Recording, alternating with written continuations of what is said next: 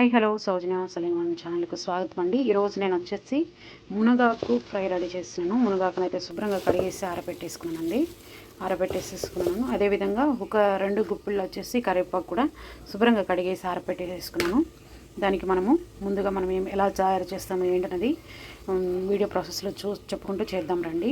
ఈ మునగాకు అనేది చాలా మంచిదండి, హెల్త్కి మంచిది, చాలా హెల్త్కి మంచిది కాబట్టి ఖచ్చితంగా ట్రై చేయండి.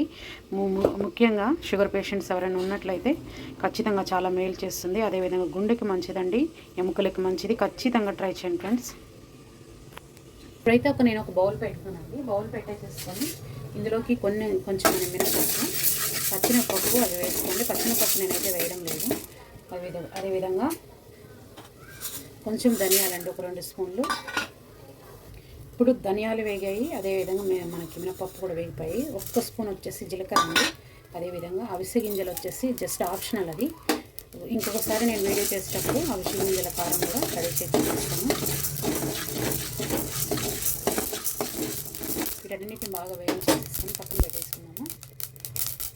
నెక్స్ట్ వచ్చేసి ఎండుమిరపకాయలు అండి. ఎండుమిరపకాయలు మీరు చూసి వేసుకోండి కారానికి తగినట్టుగా.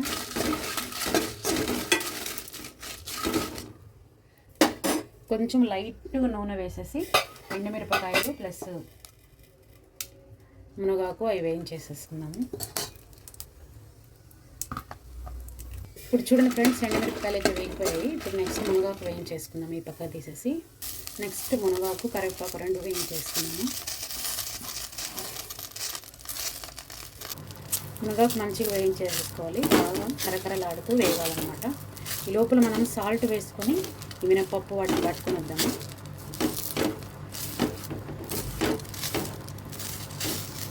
చాలా సింపుల్గా ఈజీగా రెడీ చేసుకోవచ్చు. మనకి ఇలాగ రెడీ చేసి పెట్టుకుంటే అప్పుడప్పుడు డైలీ ఒక ముద్ద తినేటప్పుడల్లా ఈ మునగాకుతో తినండి. ఆ తర్వాత మీరు కర్రీస్తో తినండి, చాలా హెల్త్కి మంచిది. ఖచ్చితంగా ట్రై చేయండి ఫ్రెండ్స్. నెక్స్ట్ వచ్చేసి చింతపండు రెక్కలు అండి. ఒక 2 రెక్కలు కూడా ఇందులోనే వేసేసి వేయించేసేసుకొని ఆకు వేగుతున్నప్పుడు అది కూడా వేగుతుంది. నెక్స్ట్ ఒక చిన్న సైజు వెల్లిపాయలు అండి, ఒక 10 దాకా ఉంటాయి వెల్లిపాయలు. అవి కూడా ఇందులోనే వేయిస్తున్నాను. ఇది పచ్చి వెల్లిగడ్డ అన్నమాట, అందుకోసం అనేసి ఇందులో వేయిస్తే వీటితో పాటు కొంచెం డ్రై అవుతుందని వేయిస్తున్నాను అన్నమాట. బాగా వేగాలి, కరకరలాడాలన్నమాట మనకి.